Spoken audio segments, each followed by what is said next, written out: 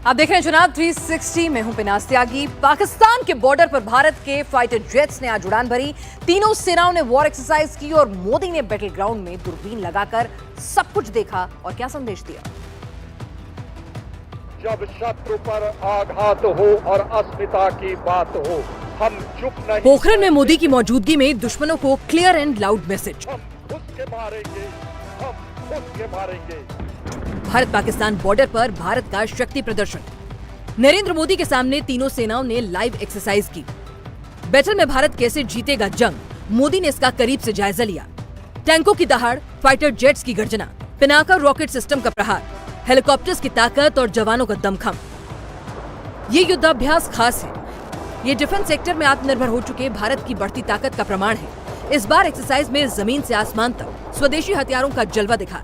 ये हथियार अपनी कैटेगरी के दुनिया के किसी भी हथियार से आगे निकलने की क्षमता रखते हैं। इस एक्सरसाइज में Arjun tank, Dhanush howitzer, Tejas, Dhruv helicopter, BrahMos missile, K9, Vajra self propelled howitzer, mobile air defence system, drone detection and neutralisation system और लंबी दूरी के आर्टिलरी गन की पावर दिखी।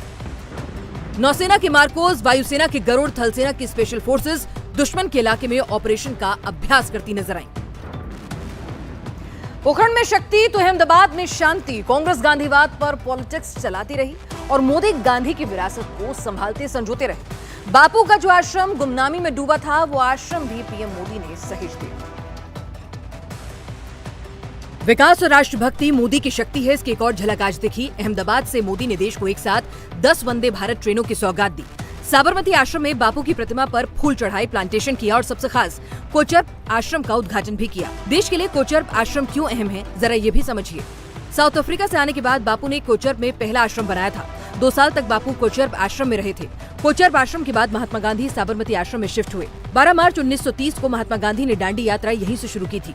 इसलिए पीएम मोदी ने इसी दिन साबरमती आश्रम के मास्टर प्लान का खाका भी खींचा था। ये मानव जाति की ऐतिहासिक धरोहर है, लेकिन आजादी के बाद इस धरोहर के साथ भी न्याय नहीं हो पाया।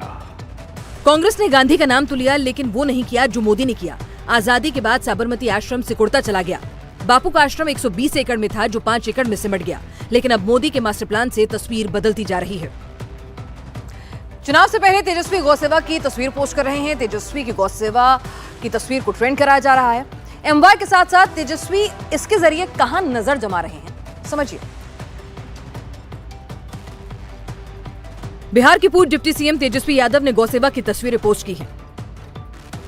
इन तस्वीरों में वो अपने आवास में मौजूद गायों के बीच घूम रहे हैं। सरकार गिरने के बाद तेजस्वी की गौसेवा बिहार में खूब ट्रेंड कर रही है। चुनाव से पहले अचानक तेजस्वी की गौसेवा की तस्वीर को बीजेपी के पॉलिटिकल काउंटर की कोशिश माना जा रहा है। तेजस्वी ने एक ट्वीट के साथ गौशाला की तस्वीरें शेयर की हैं। उन्होंने कहा कि गौमाता की सेवा का मौका नहीं चूकता, लेकिन इस बीच तेजस्वी के लिए एक परेशानी वाली खबर भी है।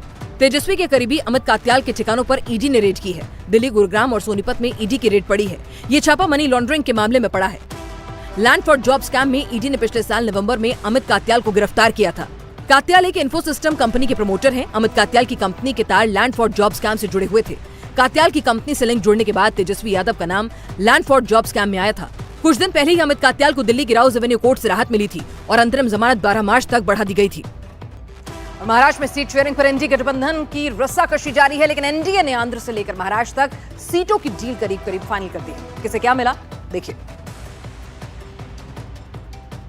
महाराष्ट्र में एनडीए की सीट शेयरिंग का फॉर्मूला करीब करीब फाइनल हो गया है। 48 लोकसभा सीटों में से शिवसेना को 12 सीटें मिल सकती हैं। बीजेपी 32 सीटों पर तो अजीत पवार की एनसीपी को 4 सीटें मिल सकती हैं। 2019 में शिवसेना के 18 सांसद चुनकर आए थे। 18 में से 13 सांसद एकनाथ शिंदे के साथ तो 5 उद्धव ठाकरे की शिवसेना के साथ हैं। ऐसे में शिंदे गुट 13 सीटें चाहता है। अजीत पवार की एनसीपी बारामती, रायगढ़, शिरूर, परभड़ी, गढ़चिरौली सीट मांग रही है। उन्हें इनमें से 4 सीटें दी जा सकती हैं। फिलहाल 1-2 दिन में सीएम शिंदे और दोनों उप मुख्यमंत्री दिल्ली जाकर अमित शाह के साथ बैठक करेंगे और इसके बाद फाइनल फॉर्मूला घोषित किया जाएगा। उधर आंध्र प्रदेश में सीट शेयरिंग फॉर्मूले का ऐलान हो गया। बीजेपी लोकसभा की 6 सीटें लड़ेगी। चंद्रबाबू नायडू की टीडीपी को 17 सीटें, पवन कल्याण की पार्टी को 2 सीटें मिली।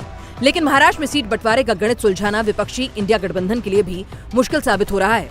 सीट शेयरिंग को लेकर इस फॉर्मूले की चर्चा थी कि शिवसेना यूबीटी 20, कांग्रेस 18 और शरद पवार की पार्टी 10 सीटों पर चुनाव लड़ सकती है। जहां सीट शेयरिंग का पेच सबसे ज्यादा फंसा है, वह राहुल गांधी की यात्रा पहुंच गई है। राहुल महाराष्ट्र के उस इलाके में पहुंचे जहां उनको जीत की सबसे ज्यादा उम्मीद है, लेकिन ऐसा होगा क्या? राहुल की यात्रा अपने आखिरी फेज पर आ चुकी है। राहुल गांधी का कारवां महाराष्ट्र के नंदुरबार पहुंच गया है। नंदुरबार 47 सालों तक कांग्रेस का गढ़ रही है। 1967 से 2014 तक इस लोकसभा सीट पर कांग्रेस का कब्जा था। आखिरी बार 2010 में सोनिया गांधी ने नंदुरबार का दौरा किया था। करीब 14 साल बाद गांधी परिवार का कोई सदस्य यहां आया है। 2019 के चुनाव में कांग्रेस ने नंदुरबार में बीजेपी को कड़ी टक्कर दी थी। डॉक्टर हिना विजय कुमार गारवेते को 49.9% वोट शेयर के साथ जीत मिली थी, जबकि कांग्रेस के केसी पदवी को 42.4% वोट के साथ दूसरा स्थान मिला था। नंदुरबार एसटी के लिए रिजर्व सीट है। यहाँ 62.6% एसटी आबादी है। राहुल ने इसीलिए यहाँ आदिवासी एजेंडा छेड़ा है।